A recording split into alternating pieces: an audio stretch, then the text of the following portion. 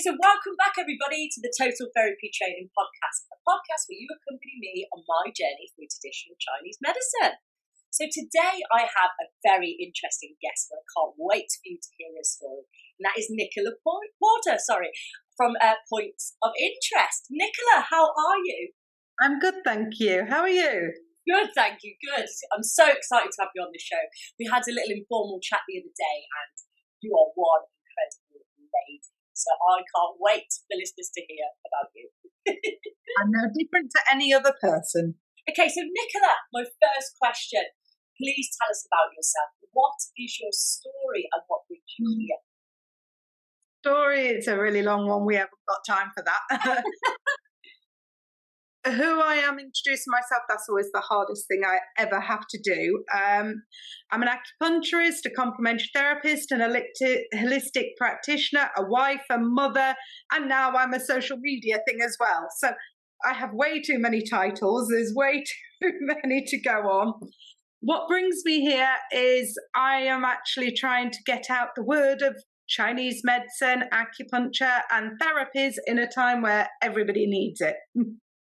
Yes. And decided to try and get as much of that message out to tell people there are things that can help them in as many ways as I possibly can. That's what I love what you said. I'm now a social media thing. Yeah, because what are they? I have no idea. I'm not an influencer. I don't think I'm an influencer because I don't want to influence anybody, because if I influence somebody and it goes bad, it's on my head. So I don't influence you. Don't do anything I say. Just take information in and do what you want. I don't influence people. And I don't get paid for anything. God, I wish I did. I get offered to pay for it, but I've been told not to be a sellout. Oh. So, yeah, I got offered by TikTok to do their merchandise. And my kids said, don't do it. You're a sellout. Don't do it. So I'm not a sellout and I'm not paid for anything. I do this all for me, sort of. Wow. I do a daily TikTok, and sometimes I do 2 or 3 daily TikToks, which I then share them also on Instagram, Facebook, Twitter, LinkedIn, Next Door Neighbours app, YouTube as well. I have a YouTube channel with it. I don't think anybody even watches them or follows them, but I don't care. I'm still putting it out there. And it's about trying to get different messages out. Every day there's a different subject, a different topic. It's about therapy mostly, you know, whether they like it or not. A lot of it is about acupuncture. The videos are mostly recorded here in my little clinic where I'm safe and I'm me, in between patients. I will do some acupressure on there. I will talk about different therapies, break some myths. There will be lots of people asking me the same questions 9 times out of 10. I see so many new patients. They all ask the same questions. Stuff that they can't always Google because they just don't know. So, you know, how long's a needle? How long's it go in for? How does it feel? How thick is a needle? Will it hurt? Other questions I'll often get asked is, how does it work? What do I do if I've got this condition? What do I press if I've got that condition? Something as simple as, what's gua sha? Everybody wants to know what gua sha is. They've heard of cupping. They haven't heard of gua sha. And then they want to know what's gua sha mean. And they're like, well, gua sha, asha, aka. It's like, gua sha. And it's simple things. Moxibustion. They're going to set you on fire. That scares the life out of them. But they don't realise moxibustion can be done in so many different formats. And once they've had treatments, they go away and tell everybody about these treatments. My practitioner set me on fire, and I feel better. You know, it's those little things that they ask their therapist, and it's great if they can come and see a therapist, but some people have those questions. And that's holding them back from getting therapy because they're frightened. They're fearful of the unknown. And of course, this is Chinese, it's Oriental. It's still, although it's a medical practitioner thing, we are medical professionals doing a treatment, we still get lumped into this alternative therapies, holistic therapies, complementary therapies. But the biggest one that he keeps coming back to is alternative, because that's a throwback to the 70s, where anything that was different to Western medicine is alternate. It's not. We use a lot of these therapies now alongside medicine to take the pressure off the NHS. But it's breaking those old thoughts and getting them to think of it in a different light, that maybe we can help them, not just a pharmacist. Even just lately, the whole pharmacists have now been given powers to prescribe antibiotics. Wow, even more people given antibiotics that aren't needed.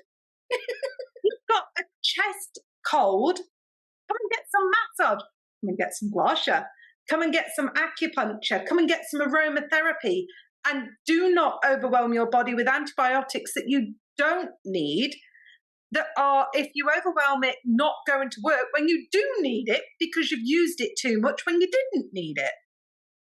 But they need to do something, and they need help because they do feel bad. And if they don't get some treatment, that cold is going to turn into pneumonia. And it is going to turn into the flu, and it is going to turn into a chest infection, and it is going to cause them problems and possibly land them in hospital. That's why they're chucking antibiotics, because if they don't do something, it's going to be a problem. But they're not offering the right things.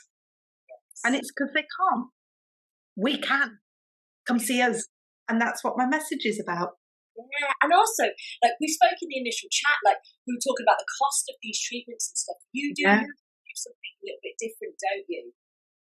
I have low costs, which throws a lot of people. I mean, my costs are, a lot of practitioners go, how the hell do you get away with your costs? I try to do as low cost as possible, and I give the most for possible. So I do multi-therapies within one treatment. If they have acupuncture and they need this, or I did a massage yesterday with moxibustion, and I charged them £28 for a back massage with moxibustion, and we used oils as well in there to help them, and that was for COVID, post-COVID. £28. They were here for 45 minutes having pure treatment. Their appointment slot was an hour. And they had 45 minutes of pure treatment. We did some moxa, we did some gua sha, we did a little bit of light cupping. We used oils on them. And they walked out just using massage, cupping, moxa and gua sha. That patient now can smell again, can taste again, has their energy back to the point they're now cycling. And that's not even acupuncture. That's other therapies. And I charged them £28. Wow, incredible. And they actually have a block. So I do 5 of those massage appointments for 120. So I offer block bookings, and I do discounts for the NHS. I do discounts for teachers, which surprises me. They have to prove they work in it. But I do an NHS discount. I do a teacher's discount. I do an emergency services discount. I do an armed forces discount, and that means they get £5 off every treatment. I also do recommend a friend schemes.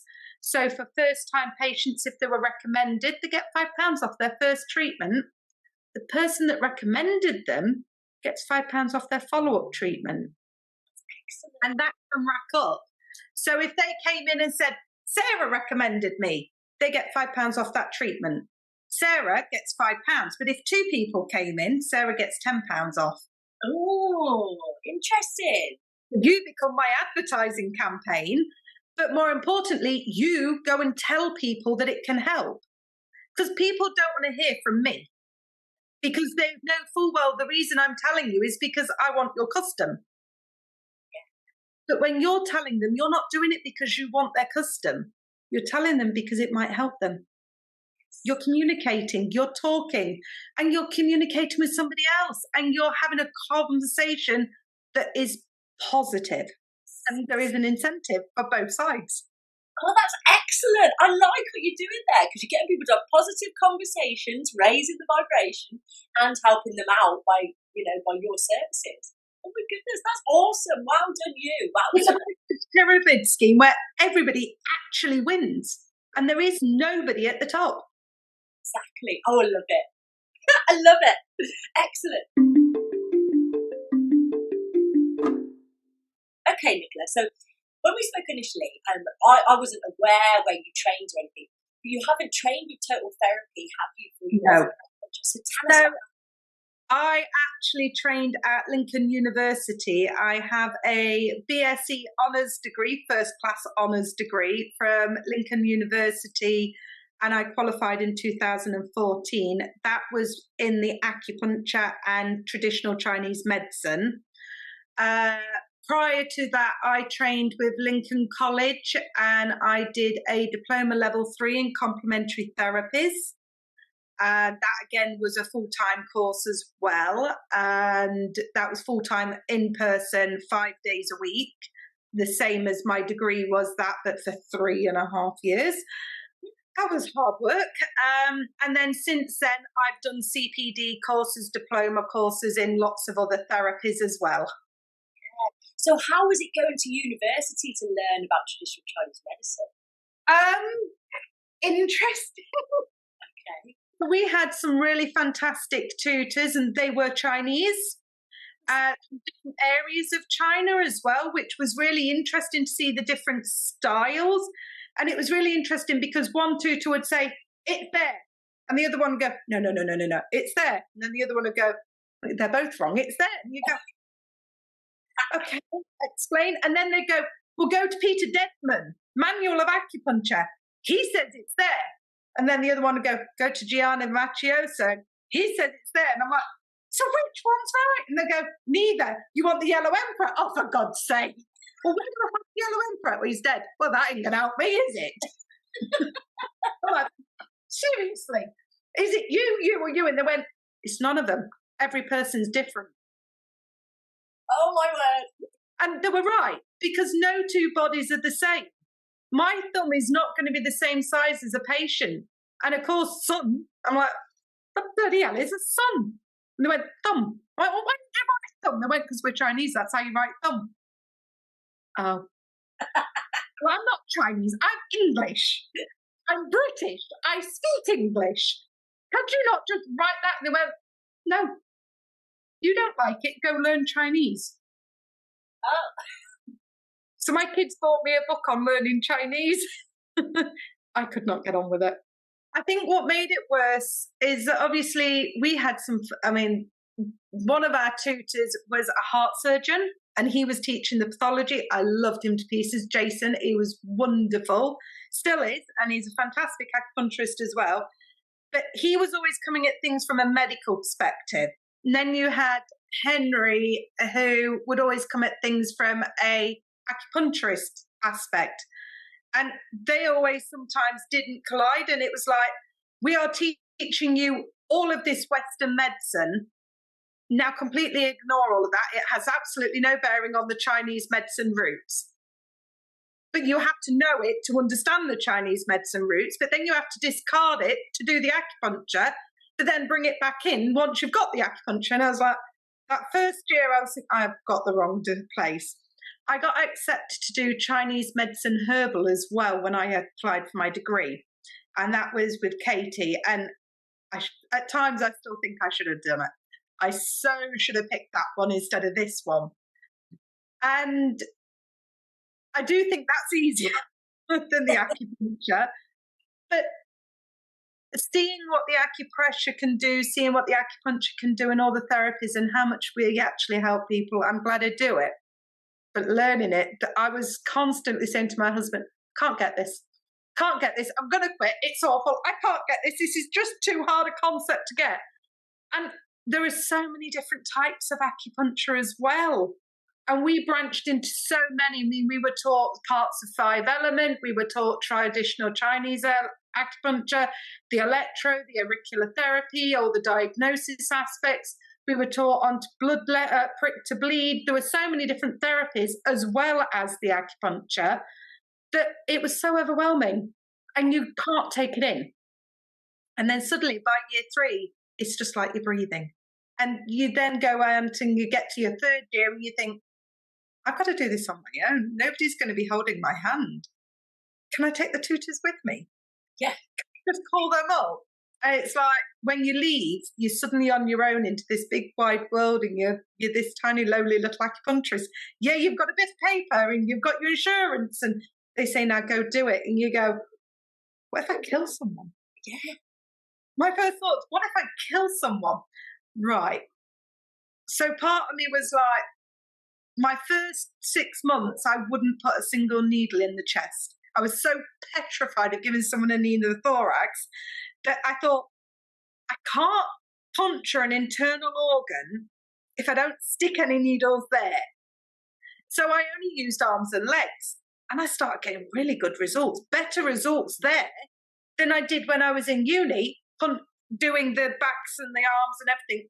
I started thinking, why do I need to do that if I'm getting better results there? So I started studying more, and I started doing dong acupuncture, which was a different style, and learning more and more. And I did a couple of courses. I did Philip Week's course on that. And the more I learned, the more I realized that I was growing as an acupuncturist. And actually, I was no longer fearing it. I'm always mindful, we have to be careful with blood pressure, sugars, and we're always mindful of depth and bruising. And I'm mindful. I now needle the backs again, but only when I need to. Again, I maybe do 4 or 5 backs a year, and yet I treat back pain daily. But I don't put the needles in their back. 9 times out of 10, a patient comes in with crippling back pain, and they go, well, where are you putting the needles? I went, I'm not putting anything in your back. You're going to be in a nice seated position with a heated couch, and I'm going to put them in your arms and legs, let them stay there for 30 minutes, relax everything, and then I'm going to take the pins out, turn you over, and do some massage on your back. They walk out pain-free. Every single one. Every single one walks out pain-free. And I tell them all the same thing. It's going to wear off. I don't know how long it's going to last. How long's a piece of string? Every single person is different. When it wears off, drop me a text message and we'll sort it out again. And that's exactly what they do. They're all in awe.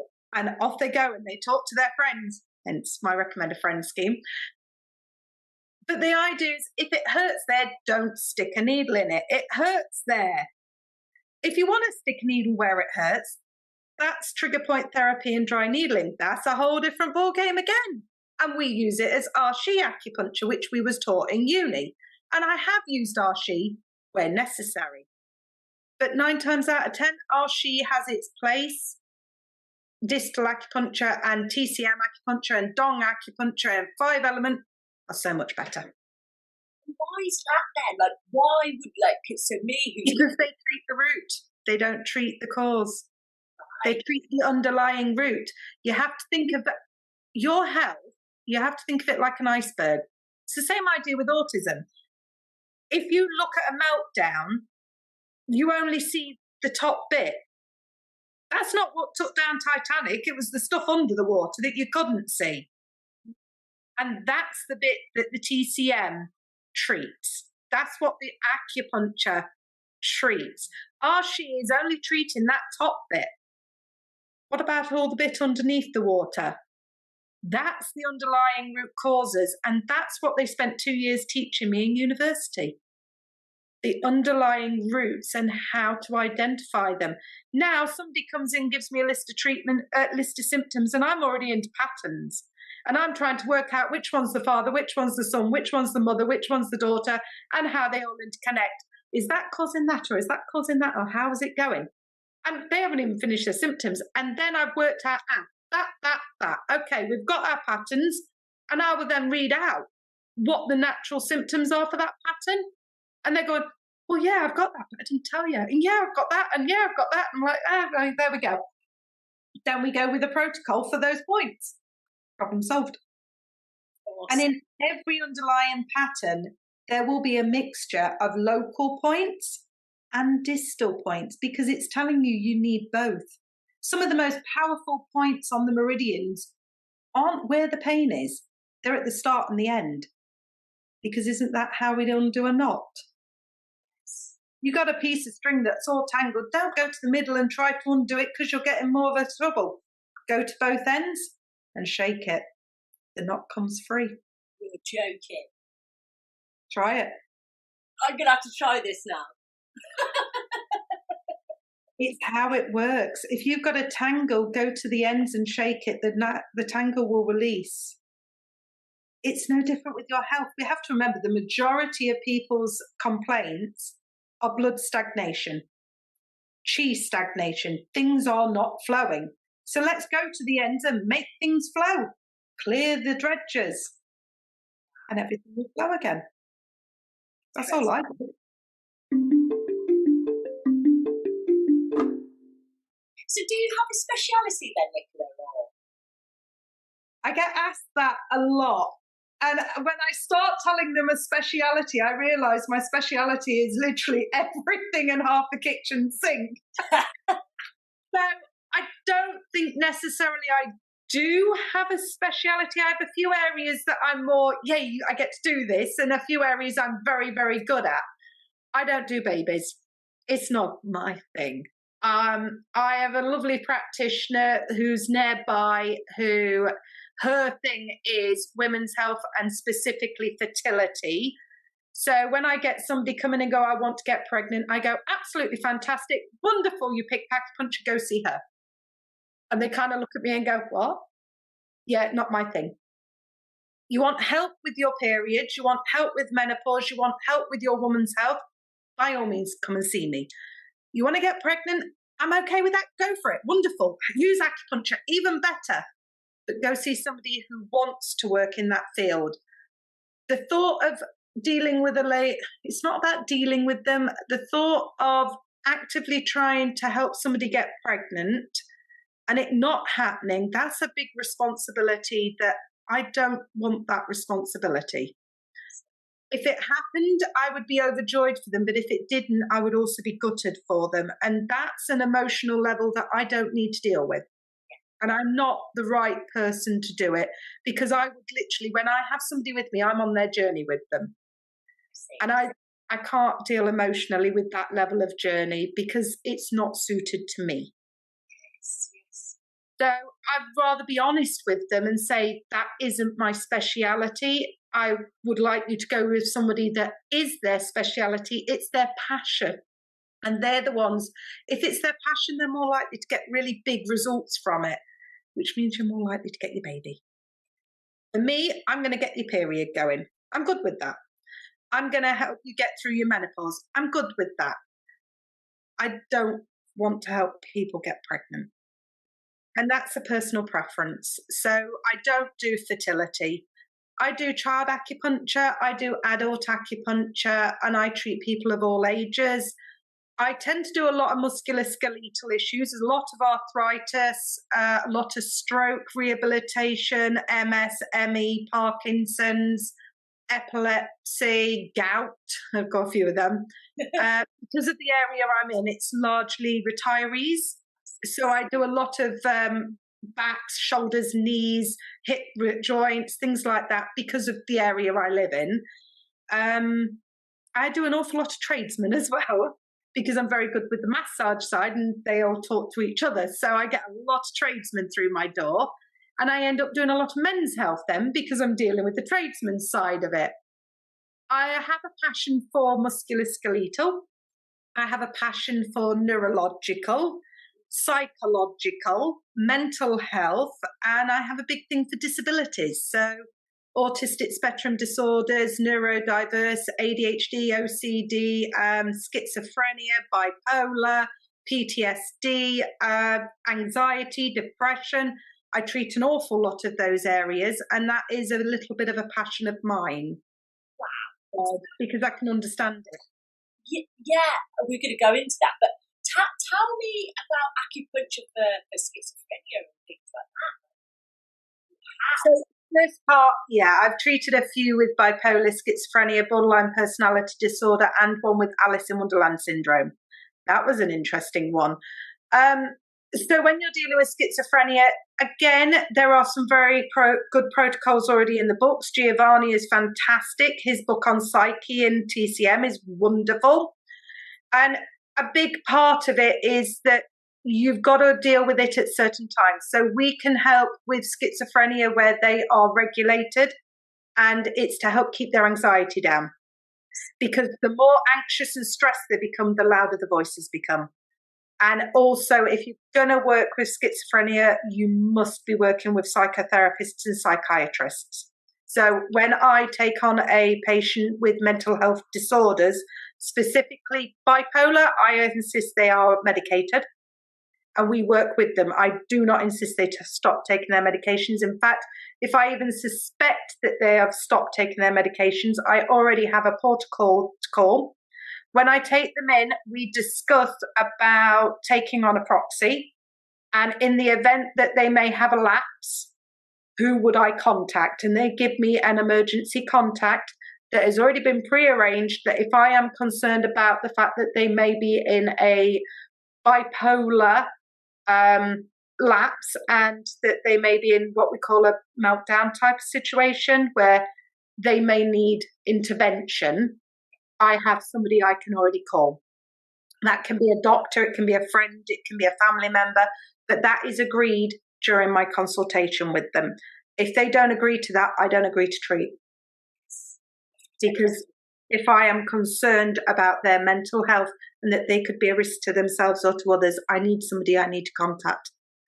And I do the same with PTSD, and I also do the same with schizophrenia. So I'm not frightened to treat these people, but I do put very strict protocols into place before I treat for their well-being as well as my own as a practitioner.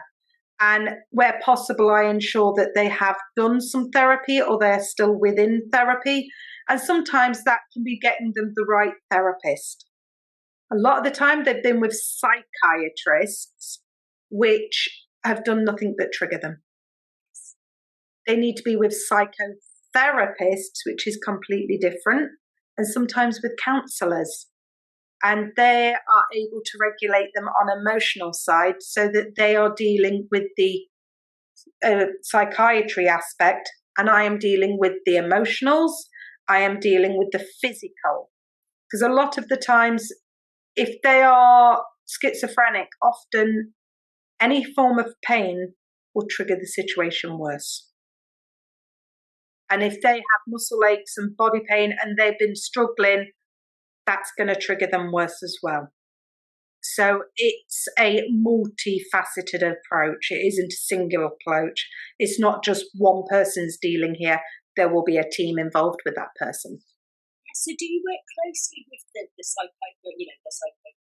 doctors and things like that? Do you work closely? I work a lot with private therapists, and I'm more than happy to work within the NHS and work with their own GPs and their own therapists. And we've had a couple of them in this area that have happily worked with me and some that won't. It's hit and miss. You never know. Some you will get that will quite happily go, yeah, anything that they can get to help their well-being, yeah, it's all part of a team, go for it. And others will go, well, they're not NHS, so they won't. Again, it's personal preference on who will and who won't. Some of the teams, obviously, it depends. If they're okay in the community and they're fine, they're more likely. If they're needing in-house treatment, they're not going to be working with private therapists. I see. And what successes have you had with what? Mental health disorders? Well, the pain's gone, their emotions are lowered, their anxiety is improved, and they've found that their overall well-being is improved. They are still with their medications because a lot of them will need those medications for life. But they found that they could go onto a lower dose, which was again beneficial because some of these medications have side effects. And that's another reason they come to me rather than quit the meds, which isn't in their best interest for some people. They continue their meds, but we deal with the side effects. So all, like you say, it all works together and it's a holistic sort of, wow. I didn't know that. That's blown my mind a little bit. I didn't realise that you could do all of that with mental health. There's a area of mental health. I mean, depression, one of the things we do, so I do acupuncture here with them, and then I will send them home with ear seeds. And they will continue the treatment at home. So when they're getting those low thoughts, they can push a seed. And we teach them breathing techniques while they're pushing the seed. So they've got two aspects then. They are doing sensible breathing with the ear seed. So when they're anxious, we can do the ear seeds, and that can make such a difference. We've also got magnets we can send them home with, and I put them, and I actually teach them how to put them on different acupuncture points around their body. And again, it's about mindful breathing, but it's using EFT, which is emotional tapping. That's acupressure. All EFT is acupressure points. I've met so many people that, well, I'm qualified in EFT, and you tick here and you tick here, and I'm like naming every single one of the acupuncture points, and they're like, well, yeah, and they'll go, well, but that's why it works, because it's EFT, and I'm like, it's acupressure. but it's EFT, it's this whole thing, and I'm like, it's acupuncture. You've stimulated a point. Acupuncture literally means stimulation, puncturing an acupuncture point. Acupressure, auricular therapy, they're all the same thing. Even reflexology is a form of acupressure. One of the biggest things we use in reflexology is the solar plexus. And the solar plexus deals with the whole of the well-being of the body. It's kidney 1. Like, seriously, you couldn't make it up. When I was learning, because obviously I'd done all my therapies before I did my degree, and we got learning the acupuncture points, and I'm going through and going, that's kidney 1. And when we're doing reflexology on the hands, heart 9. Oh, wait, hold on. Heart 9 is your solar plexus. Oh, it's all linked. It's the same thing. Your human body is an anatomy, and it is a mind map of acupuncture points. Our body naturally will touch it. How many of us, when we're feeling nervous, do this? Yeah. And what are we rubbing? Solar plexus. We naturally do it when we're nervous, or we rub around the thumbs. And when we're grieving, when we're struggling, when we go to funerals, we often see them doing this. Lung 9. Oh, 9, grief. Yeah. So we naturally go to it. And when we're feeling worried, we'll often do this one. When we're feeling anxious, when you see them feeling anxious, you'll often see them doing this. And they're holding their hands like this. And they're doing this when they're anxious a lot. And they're hyperventilating. They hold themselves like this. Well, they're actually touching P6. I'm touching it and it's giving me goosebumps. How many of us, when we're rubbing our neck up here, oh, I've got such a tight neck and it really hurts. 3 guesses which ones you're going for up there. Gallbladder 20, Valio. Doing it there. Valio, gallbladder 21, gallbladder 20, oh, tight neck, oh. But is that not just another form of acupressure? Yes. So you're already naturally doing it, you just didn't give it a name. It's crazy. Us human beings are crazy, aren't we? The body is mapped out, it's been there for thousands of years. We just now know the names, but it's only a few select of us that do. Yeah. We're cool. Proud. But my job, what I plan to do and what I am doing is getting the message out there so that there'll be more people in the in crowd. Yes. I want to get more people to see the pleasures, the treasures of acupuncture and train in it. Yeah, wouldn't that be wonderful if we could all... So it could become more mainstream. Yeah. There's a major problem in the UK right now, probably in the world as well, but in the UK, there are not enough doctors, there are not enough nurses, there are far too many people and everybody's ailing and they're living longer, so they're ailing even more. And there is a major gap in the whole market to help people. That's exactly what we all do. Yeah. So rather than send them back to their pharmacist, who are also now complaining that the GPs are giving over their rights to prescriptions and they're putting more work on a pharmacist's shoulders, and there aren't many pharmacists around either. There's a few of us. Let's get more people training. Only last year I ended up at a high school career fair. And everyone goes, why on earth did you go to a high school career fair? And the first words I said is, why not? Why aren't we already there?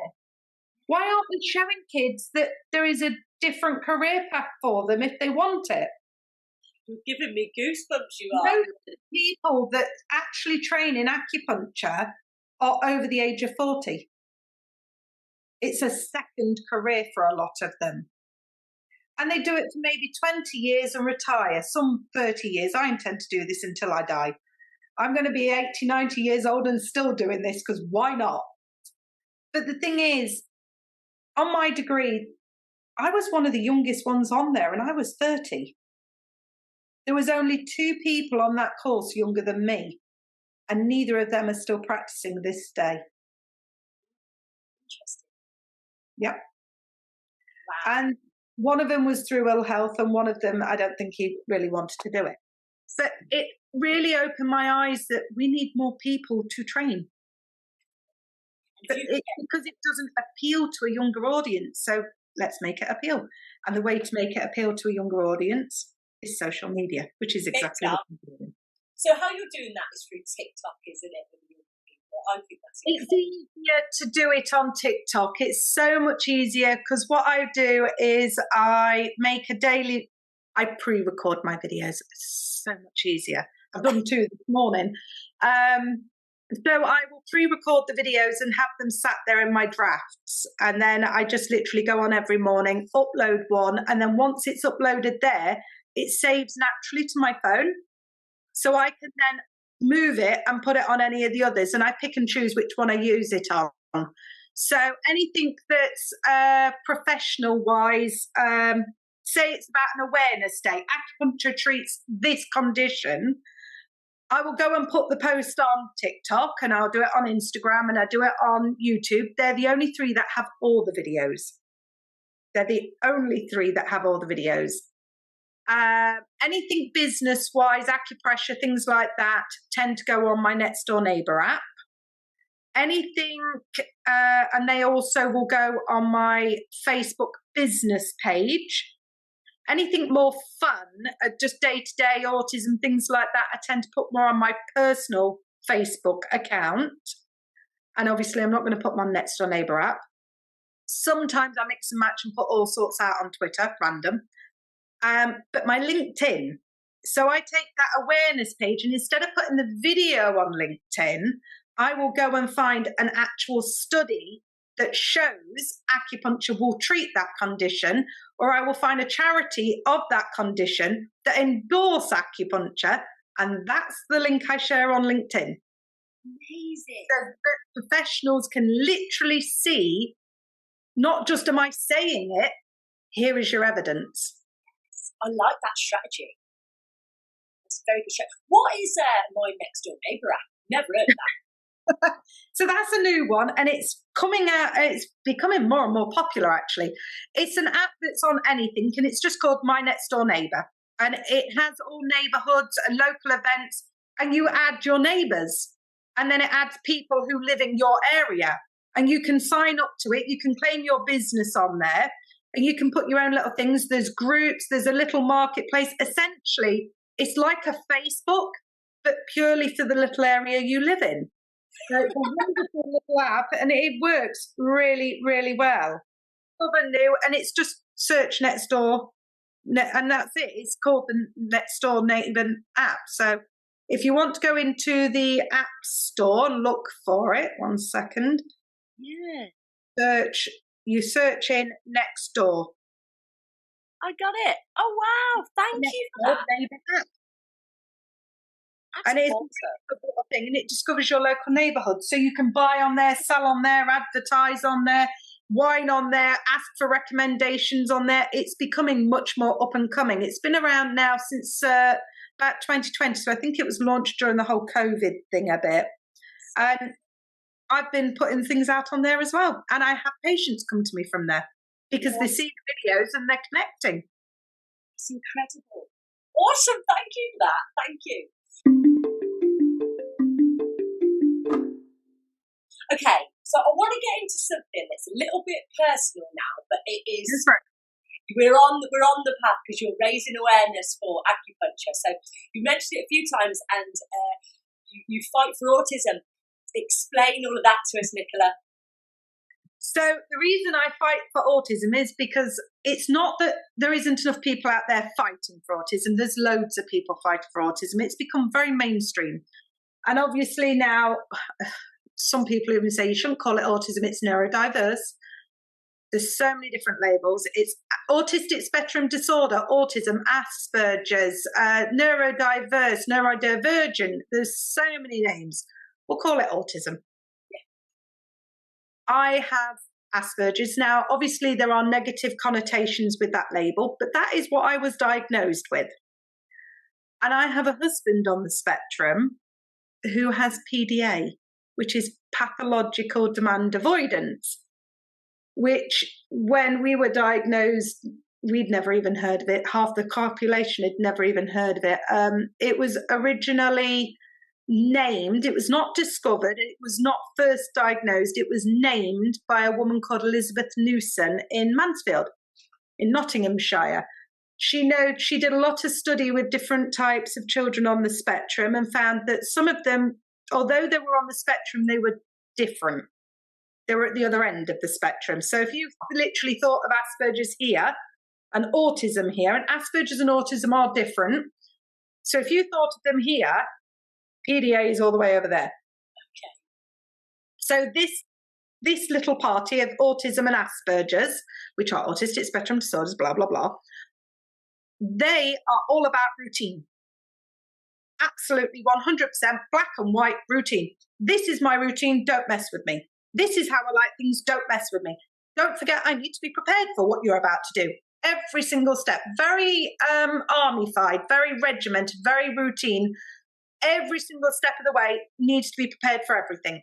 There will be sensory deficits, there will be life deficits, there will be learning deficits, there will be sociality deficits, and everything can be learnt, but it takes a lot of time, a lot of repetition constantly, and they will have lots of routines. They'll have obsessional behaviours, which isn't really just sensories, but this is this side. Then you have that side. That side can't have a routine. Okay. So, but they need a routine. So it's really hard. They have all that anxiety that this side would have if there's no routine in place because they need structure. But at the same time, they'll actively avoid your structure. Because they don't want your structure, because they don't like your structure, because they hate structure, but they do need it. Yeah. So they're going to rebel against your structure unless you put that structure in without them realising they're rebelling. I see. If you can put the structure in place without actually upsetting their system, then they don't rebel and they accept.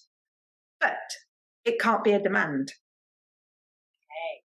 So with this group, and they also have the social difficulties, they have the learning difficulties, they have the sensory issues. So they have all the other bits that go with it, the myriad of deficits. This side, I need you to do this. Once we have done this, we are then going to do this. Once we have done this, we are then going to do this. Here is the time frame for the entire thing. Are you okay with that? Brilliant. Let's start with this. That's how you deal with this side. I'm going to have a quiet talk with myself. I want them to do this. I want them to do this. I want them to do this in this time scale. Brilliant. Got it sorted in my head. How am I going to achieve this? I'm going to do that, that, and that. Brilliant. This one. How am I going to do that? I'm going to do that, that, and that. This one. How am I going to do it? That, that, and that. Okay. I've had a little chat with myself. I know what I'm going to do. Now it's time to talk to them. Okay. I'm thinking I want to do this today, but I might do that today, or I might do that today. I don't know. I really need to do one of these three things today, but I don't know. Can you give me an idea of what you think it would be good for me to do today? Oh, you think it'd be good to do that? Yeah, but how do I do that? Oh, you do that. Oh, maybe we should try that. And off they go. Welcome to PDA. Right. I have to be 3 or 4 steps ahead. And this is the thing. I don't just have my husband Oh. has that. My middle one has that. My youngest have both. Oh my goodness. So I have 3 adults on the spectrum now. One with PDA, one with Asperger's, one with both. So how do you, as someone with autism, Asperger's, how do you deal with this? Deal with it. ASD, somebody on the spectrum, neurodiverse. How do I deal with it? I go to work. Helping people is my passion. It's my obsession. It's what I do. So I suppose I go to work and I hide. But at the same time, my kids are now adults. So that's made a big difference.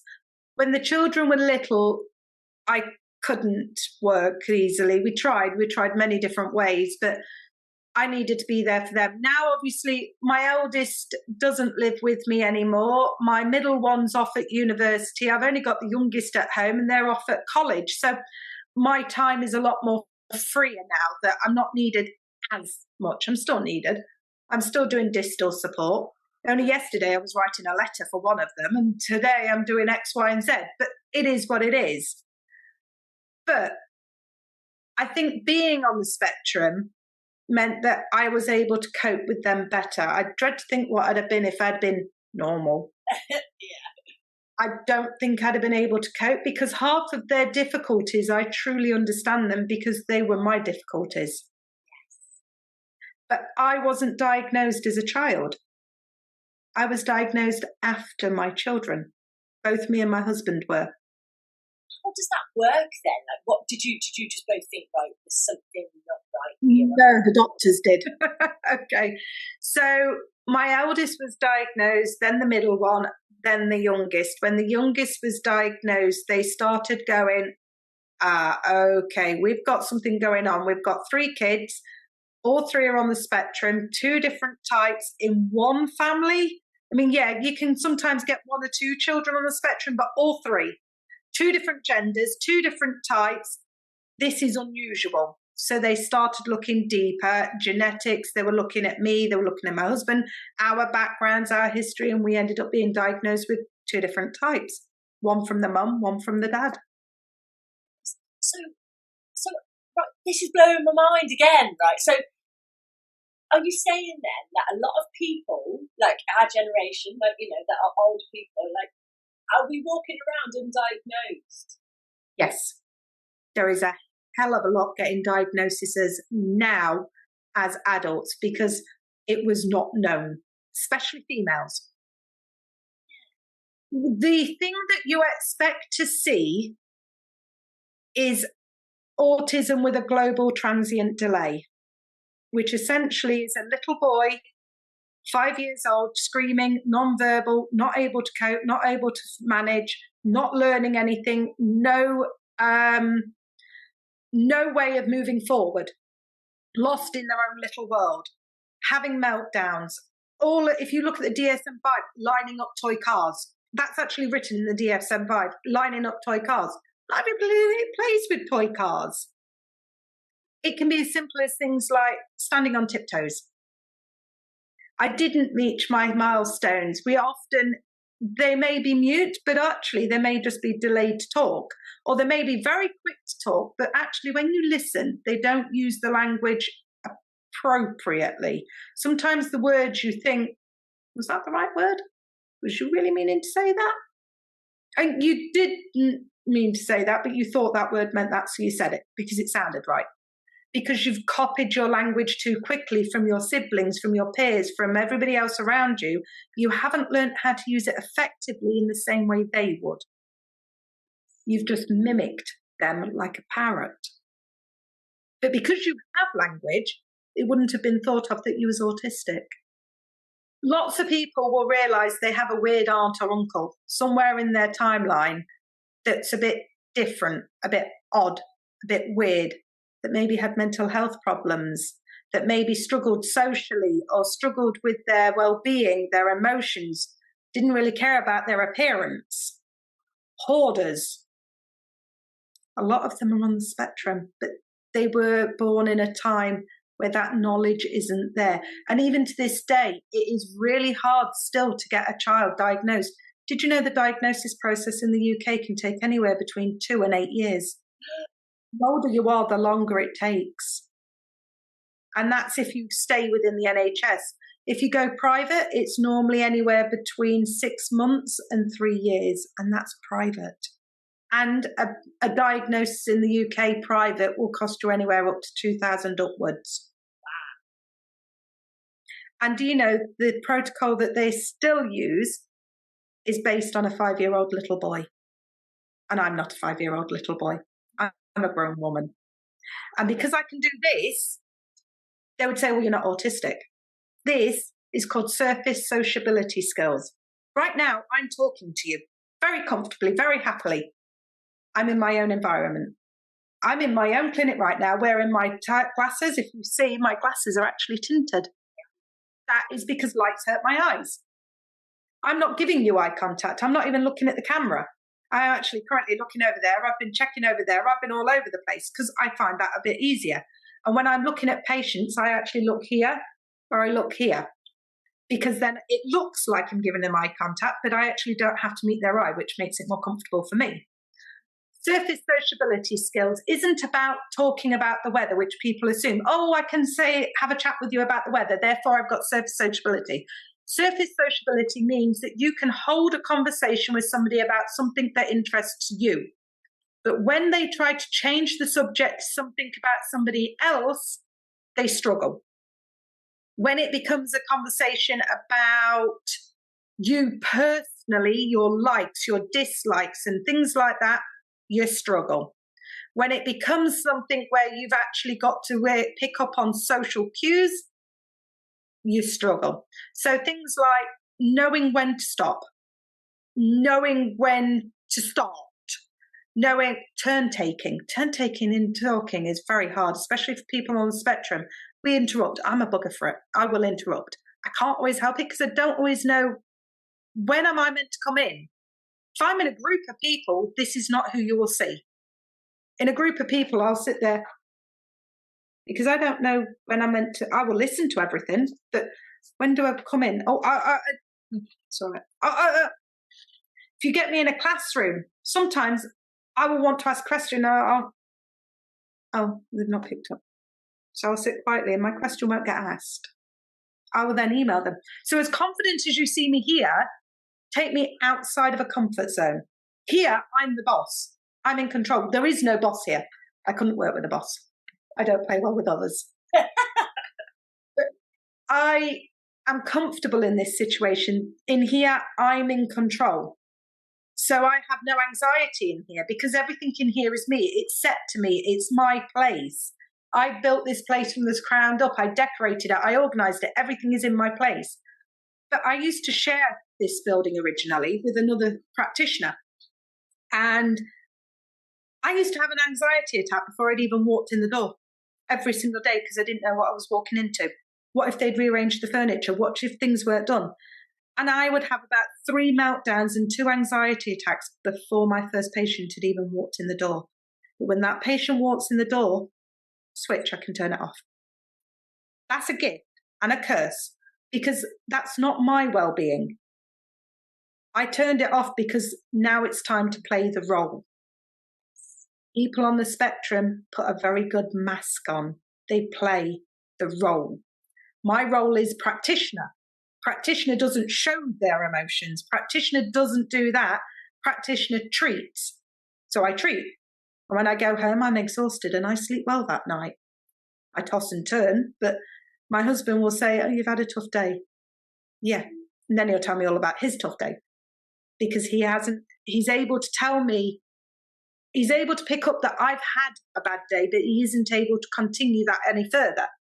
And that's because he has poor surface sociability. He can't make deeper connections and he can't do that first bit. He can identify a bit, but he doesn't know what to do with the fact that I will say, yes, I've had a bad day. So he'll just switch off and move on. And you'll often find that with people on the spectrum. They will identify a bit and then it's like it didn't matter. And people go, well, they don't care. It isn't that they don't care. My husband, I asked him once, why don't you do more? And he went, I don't know what to do. He didn't tell me what to do. So I don't do anything, because if I don't do anything, I can't get it wrong. But this is exactly what happens with autism. So they then get told that they have no empathy. I'm hyper empathetic. I've gone the other way. Seriously, I'm up here in empathy. But the one person I have no empathy towards is myself. Whereas my son has zero empathy. But the one person he is the most empathetic to is himself. Opposite ends. He is really empathetic for himself, and it's all about him. I've given my whole life to everybody else. We're complete opposites. Or that they have no sense of humour. Christ, my eldest, well, all of mine have a fantastic sense of humour. They have a much better sense of humour than me. I have no sense of humour. I don't always get the joke. I kind of go, oh. But theirs, they have a hyper sense of humour. We all have hypo and hypersensitivities in different areas. We all have some deficits. We all have some pros. We're still people. But I understand it, and that I think helps me as well to be able to put out these videos, because what the doctors tell you when you have a person diagnosed is wrong. Completely and utterly wrong. You're incredible. So Nicola, because we've come to the end of it, it's been a long time. How can people find you and follow you and get all this inspiration? The business name is what you need, and the business name is Pointz of Interest. All of my things are points of interest. So yes, cool. It's got a Z. So if you remember, it's POINTZ of interest. It's all about the Z's because I like sharp, pointy things. Yeah. Well, I've got to say, thank you so much. You're welcome. Thank you for having me. That's all right. I mean, you're not part of total therapy, like you just come through the woodwork somewhere. And you're incredible. You're awesome. You stand for so much, and I'm actually blown away speaking to you today. I have too many passions. They're all obsessions, and I enjoy what I do. Yeah. Why not? Why not? Okay, Nicola, well, thank you so much for all your help today. I am following you. I've followed you since we had that little chat, so I'm going to be watching your video. Hopefully they don't look too bad. No, it's incredible. It's incredible.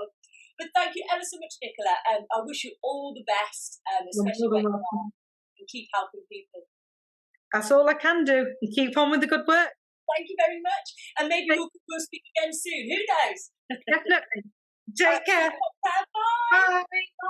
Bye.